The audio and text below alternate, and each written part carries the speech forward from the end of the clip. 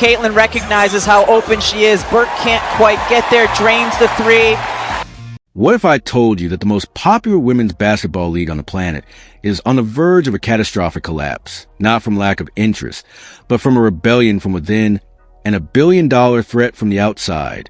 For years, players have whispered about low pay and poor treatment, but now those whispers have turned into a deafening roar, and it's all centered on one name, Caitlin Clark. She was supposed to be the league's savior, the golden goose that would finally bring the WNBA the money and respect it craved.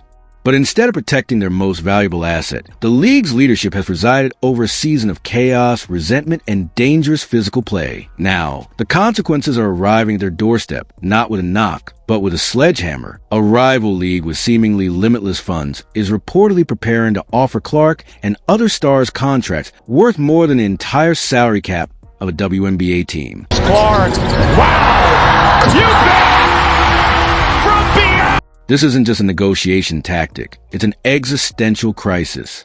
How did we get here? And is the WNBA's historic surge about to end in its most spectacular failure? Buckle up, because the story you're about to hear will change how you see professional sports forever. Before we dive into the shocking details, if you're fascinated by the business and drama behind the games, make sure to hit that subscribe button. It's the best way to make sure you don't miss a single revelation in this unfolding saga. The fuse for this entire explosion was lit not on the court, but in a private conversation that was never meant to go public.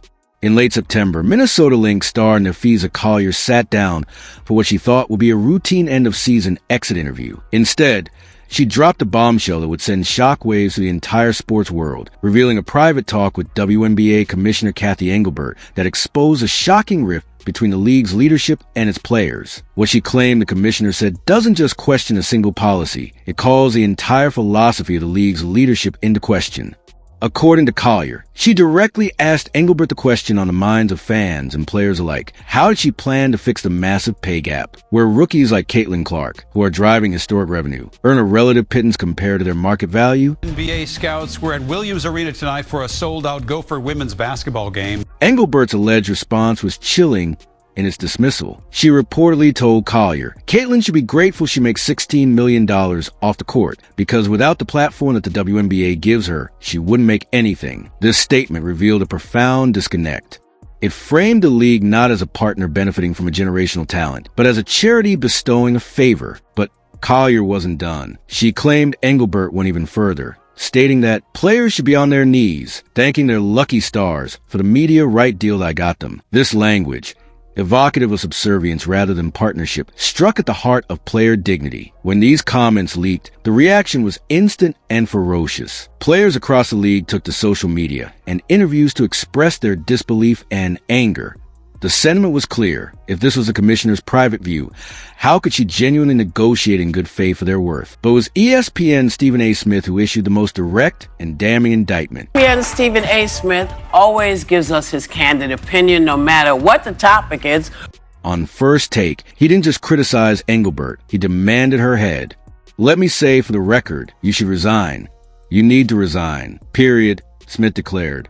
He eviscerated the league's subsequent milquetoast statement, calling it a weak statement that provided no defense and essentially confirmed the allegations by its very lack of substance. Smith argued that when a star of Collier's magnitude launches such a specific and personal attack on a commissioner's character, and the response is that feeble, that leader has lost all moral authority. He emphasized that with critical CBA negotiations looming, the league can't have her at the negotiating table talking to players after such a display of contempt.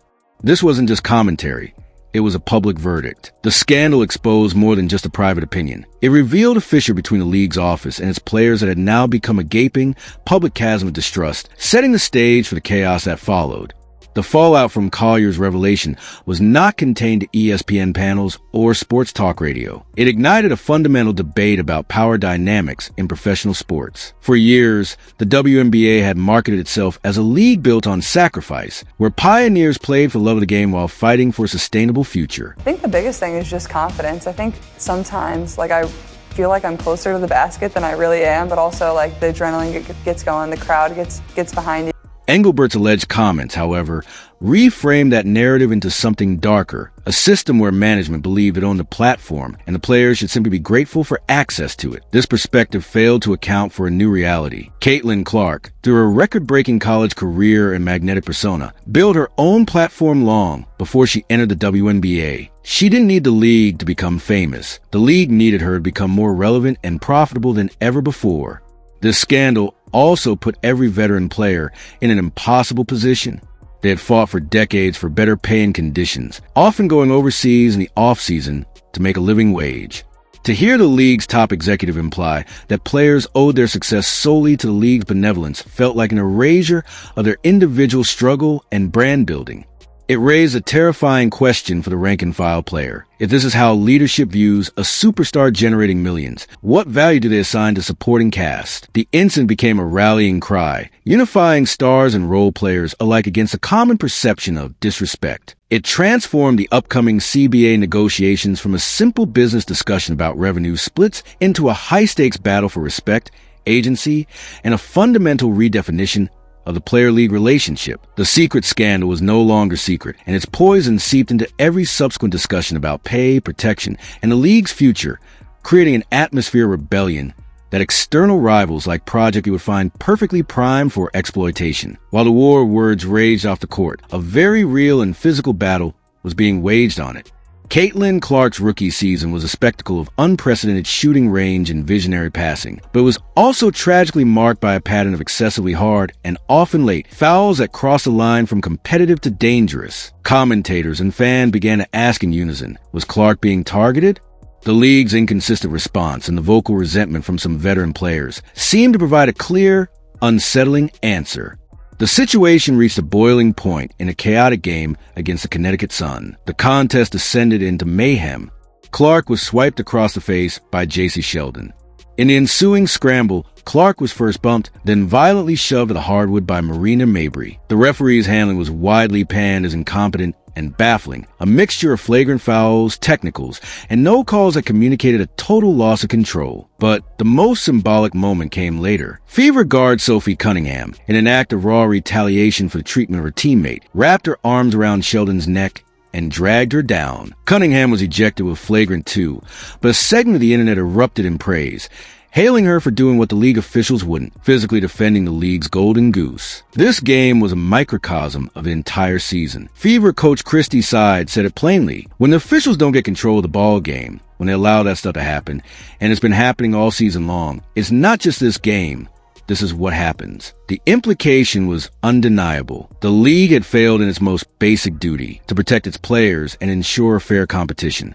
This perceived failure sparked broader, often toxic, debates about race, privilege, and jealousy within the league, further polluting the well of public discourse. But for cold-eyed business analysts and deep-pocketed investors watching from afar, this chaos signaled something else entirely, an unstable product and a leadership group incapable of managing its own success, creating a glaring vulnerability in the market. The physical toll of this environment finally manifested in the most devastating way possible: injury. After a record-shattering rookie year that earned her Rookie of the Year and a spot on the All-WNBA first team, Caitlin Clark's second season was brutally cut short. She appeared in only 13 games before being shut down, battling a left quadricep strain, groin injuries, and a bone bruise, ailments often linked to overuse and the cumulative effect of physical play. In her limited time, she was still spectacular, averaging 16.5 points, 8.8 assists, and 5 rebounds per game.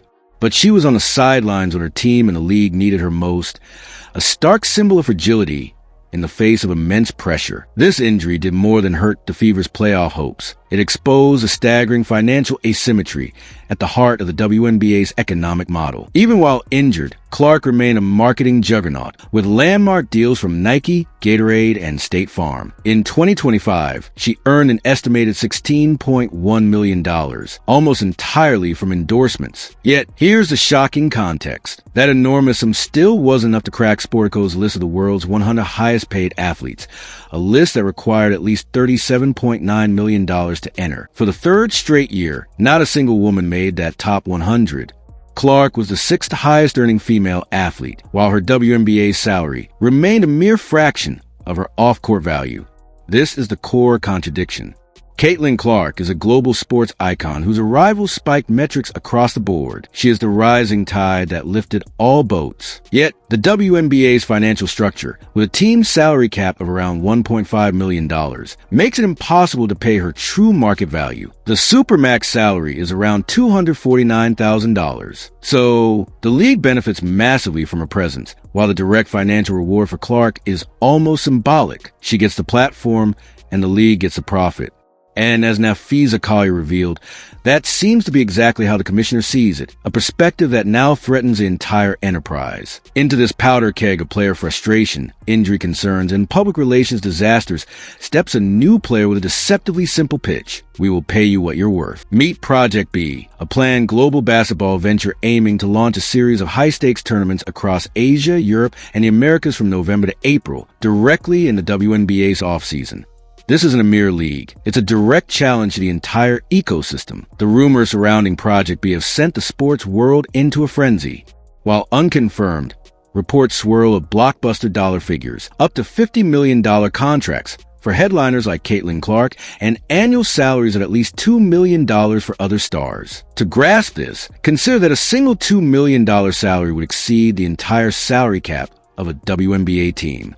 A $50 million offer is not just transformative, it's disruptive on a nuclear level. But Project B's appeal is multifaceted. It's about ownership and control. The venture is structured as a centrally owned entity that plans to grant athletes equity in the business itself. As investor Sloane Stephens said, "I believe athletes deserve real ownership and control over their careers." Project B could serve as a blueprint for other sports. This model attacks the WNBA's most sensitive pressure point, player compensation and revenue share. Who is behind this? The founders are tech executives, and investor list includes legends like Candace Parker, Steve Young, and Novak Djokovic. Four-time WNBA All-Star Alana Beard is a co-founder, providing instant credibility. Most ominously, Project B has a reported strategic relationship with Sila, a company linked to Saudi Arabia's sovereign wealth fund. While founders denied direct Saudi investment, the commercial partnership signals access to vast capital. This is the playbook that disrupted professional golf, and now it's aimed squarely at women's basketball. The theoretical threat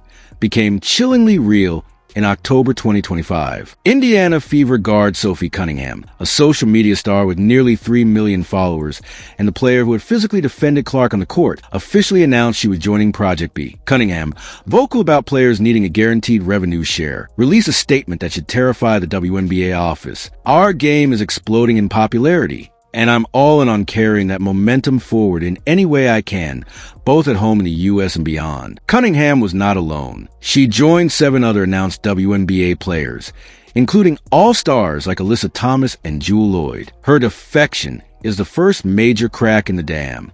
It proves Project B is real, recruiting and signing talent. It shows players are willing to look beyond the traditional league.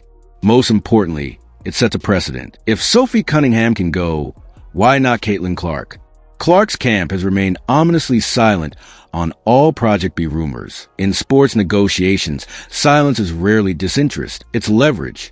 Every day Clark doesn't publicly deny a $50 million offer heightens the WNBA's anxiety. The timing is catastrophic for the league. The current CBA expires in October 2026. Players are already pushing for a larger revenue share. Now, they have an external benchmark. They can point to Project B's offers and say, "This is the open market value. Match it." Project B may never need to launch a full league to achieve its goal. It may succeed simply by existing as a phantom threat that gives WNBA players a leverage to break the old economic model forever. Cunningham's move was a symbolic dagger. She wasn't just any player. She was the one who had taken matters into her own hands on the court, becoming an icon for fans who felt the league was failing to protect Clark. By choosing Project B, she effectively stated that the solution wasn't found within the WNBA's existing structure. Her statement about carrying that momentum forward was a direct rebuke of the league's ability to steward its own growth. It framed Project B not as a rival, but as a true future, a more progressive, player-centric vehicle for the sport's popularity that she and Clark had helped create. This creates a cascading effect. For other players considering the offer, Cunningham's decision reduces a perceived risk. They aren't going alone. They're following a leader. It also puts immense pressure on the WNBA's star players who haven't signed. They now face questions from fans and agents. If it's good enough for them, why not for you? Are you not valuing yourself? This internalizes the competition. Furthermore, Cunningham's role is key. She is a respected veteran and a charismatic personality. Her recruitment suggests Project B values brand and presence as much as pure stats, looking to build a league of compelling characters. This broadens the appeal to a wider array of players who are popular but may not be league MVPs. The first domino did more than fall. It created a new path for others to follow, turning a speculative rumor into a concrete career option, and proving that the player empowerment era in women's basketball had arrived with a seismic shock.